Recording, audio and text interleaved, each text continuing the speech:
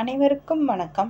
நம்ம இந்த வீடியோவில் என்ன பார்க்க போகிறோம் அப்படின்னு பார்த்தீங்கன்னா, இந்த வாரம் நம்ம 50 டேஸ் ஸ்டடி பிளானை எந்த மாதிரி கொண்டு போக போகிறோம் அப்படிங்கிறது தான் இப்போ இந்த வீடியோவில் பார்க்க போகிறோம்.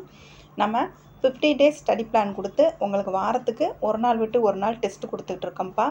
அதன் அடிப்படையில் தான் எல்லாருமே படித்து டெஸ்ட் எழுதிக்கிட்டு இருப்பீங்க அப்படின்னு நினைக்கிறேன். கொஸ்டின் ஆன்சர் நம்ம எப்பவும் போல் டெலகிராமில் கொடுத்துருவோம். ஆன்சர் எக்ஸ்ப்ளனேஷன் உங்களுக்கு யூடியூப்பில் கொடுத்துருவோம். நம்ம 50 டேஸ் ஸ்டடி பிளான் படி கிட்டத்தட்ட உங்களுக்கு 36 டெஸ்ட் நம்ம வச்சு முடிச்சிட்டோம்ப்பா. இப்போ நம்ம மண்டே டெஸ்ட் எழுதுனா அது 37வது டெஸ்ட்டு. எப்பயும் போல் நீங்கள் ஒரு நாள் படிங்க, மறுநாள் நீங்கள் டெஸ்ட்டுக்கு ரெடி ஆயிருங்க.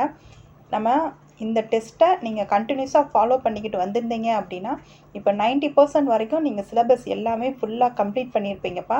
கம்ப்ளீட் பண்ணிவிட்டு நீங்கள் ரிவிஷன் ரேஞ்சுக்கு நீங்கள் நின்றுருந்துருக்கணும். கரெக்டாக இந்த ஷெட்யூலை நீங்கள் ஃபாலோ பண்ணிட்டு வந்திருந்தீங்கன்னா இப்போ ரிவிஷனுக்கு வந்துடுவீங்க. இன்னுமே நாட்கள் ரொம்ப கம்மிப்பா. ஒரு மாதம் தான் இருக்குது. இந்த ஒரு மாதம் கொஞ்சம் சுணங்கிட்டீங்க அப்படின்னா லைஃபே வேஸ்ட்டாக போயிரும்பா. அதனால் நீங்கள் கொஞ்சம் சோம்பேறித்தனத்தெல்லாம் விட்டுட்டு படிக்க ஆரம்பிச்சிருங்க. ரிவிஷனுக்கு வந்துடுங்க. இனிமேல் புதுசெல்லாம் படித்து மண்டையில் ஏற்றணும் அப்படின்னு பார்த்தீங்கன்னா முடியாது. ஆனால் டேலண்ட் ஸ்டூடெண்ட் இருந்தீங்கன்னா படித்து ஏற்றிடுவீங்க. அப்போ படித்து ஏற்றுனீங்கன்னா நீங்கள் மண்டே ஆஃப்டர்நூன் வரைக்கும் படிங்க. ஆஃப்டர்நூனுக்கு அப்புறம் நீங்கள் ரிவிஷன் வந்துடுங்க. டெஸ்ட்டு போட ஆரம்பிச்சிருங்க. இனிமேல் நீங்கள் படிச்சுக்கிட்டே இருக்காதீங்க. எவ்வளோ தான் நம்ம படிச்சுக்கிட்டே இருந்தாலும் நம்ம டெஸ்ட் எழுதி பார்த்தா தான் நம்மளோட க்ரோத் எந்த மாதிரி இருக்குது, எந்த இடத்துல நம்ம மிஸ்டேக் பண்ணுறோம், எந்த இடம் நம்ம மைண்ட் ஸ்ட்ராங்காக இருக்குது அப்படிங்கிறது தெரியும்ப்பா. அதனால் நீங்கள் டெஸ்ட்டுக்கு வந்துடுங்க. இனிமேலும் புக்கை புரட்டிக்கிட்டே இருக்காதீங்க. இன்னுமே நீங்கள் எப்படி படிக்கணும் அப்படின்னா நீங்கள் படிக்கணும், டெஸ்ட் எழுதணும். அதில் நீங்கள் எந்த அளவுக்கு டவுனாக இருக்கீங்களோ அந்த இடத்த நீங்கள் க்ரோத் பண்ணிட்டு போயிட்டே இருக்கணும். இனிமேல் புக்கை திருப்பிக்கிட்டே இருக்கிறதுக்கு டைம் இல்லைப்பா. ஒரு மாதம் தான் இருக்குது. படிக்கணும், டெஸ்ட் எழுதணும் அப்படிங்கிறதான் இந்த 30 நாளும் உங்களுக்கு இருக்கணும். அப்படி இருந்தால் தான் நீங்கள் எக்ஸாமை ஈஸியாக நீங்கள் கிளியர் பண்ண முடியும். படிச்சுக்கிட்டே இருந்தாலாம் இன்னுமே வேஸ்ட் ஆஃப் த டைம்ப்பா. படித்து டெஸ்ட் எழுதிடுங்க. அப்போ தான் முடியும். இது வரைக்கும் நீங்கள் டெஸ்ட் அட்டன் பண்ணிடலான்னா இன்னுமே வர டெஸ்ட்டுகளை நீங்கள் அட்டன் பண்ணிடுங்க. ஏன்னா இன்னுமே வர டெஸ்ட்டு ரொம்ப ரொம்ப இம்பார்ட்டன்ட் டெஸ்ட்டு. ஏன்னா நம்ம ஸ்கூல் புக் வைஸாக நம்ம படித்து முடிச்சிட்டோம். ப்ளஸ் நம்ம கொடுத்துருக்க நியூ சிலபஸ் படியும் நம்ம படிச்சிட்டோம். இந்த வாரம் நம்ம எப்படி கொடுக்க போகிறோம் அப்படின்னு பார்த்தீங்கன்னா எல்லாமே உங்களுக்கு ப்ரீவியஸ் இயர் கொஸ்டின் தான் கொடுக்க போகிறோம். இப்போ கொடுத்துருக்க நியூ சிலபஸ் படி உங்களுக்கு நம்ம பிரித்து தான் கொடுக்க போகிறோம்.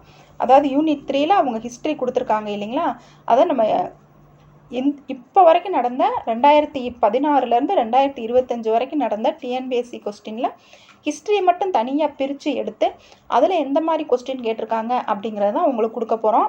இப்போ அவங்களுக்கு யூனிட் 3ல் ஹிஸ்ட்ரி ப்ளஸ் ஐஎன்எம் ரெண்டும் சேர்த்து கொடுத்துருக்காங்க இல்லைங்களா, அந்த ரெண்டுமே சேர்த்து உங்களுக்கு எந்த மாதிரி ப்ரீவியஸ் இயரில் கொஸ்டினில் கேட்டிருக்காங்க அப்படிங்கிறதான் நம்ம இந்த வாரம் ஜிஎஸ்க்கு நம்ம கொடுத்துருக்கோம்.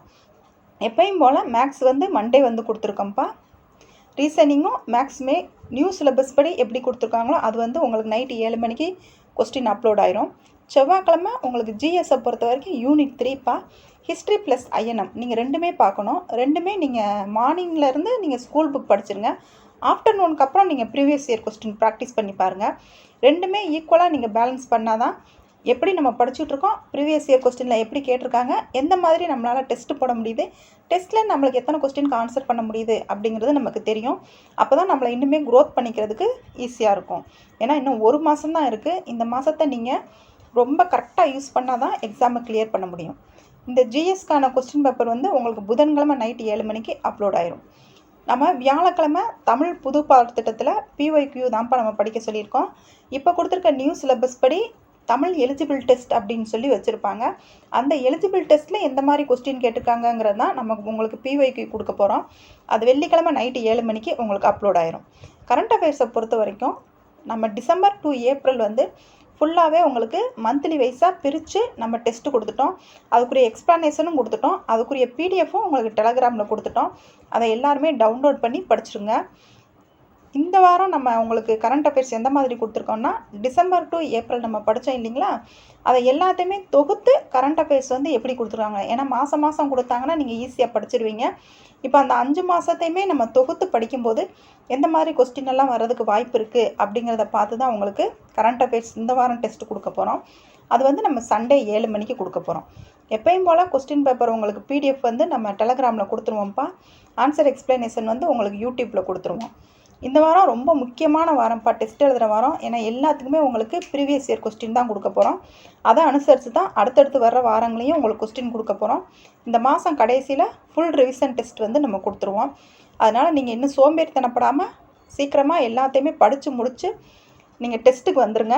இனிமேல் ஸ்கூல் புக்கை திருப்பிக்கிட்டே இருக்காதீங்க. ஸ்கூல் புக்கை திருப்பிக்கிட்டே இருந்தீங்கன்னா எந்த இடத்துக்கு, அதாவது கொஸ்டின் எந்த மாதிரி ட்விஸ்டடாக கேட்குறாங்க, எப்படி கொஸ்டின் கேட்டால் நமக்கு எப்படி நம்மளால் ஆன்சர் பண்ண முடியும் அப்படிங்கிறது டெஸ்ட்டு போட்டால் மட்டும்தான் உங்களால் போட முடியும்.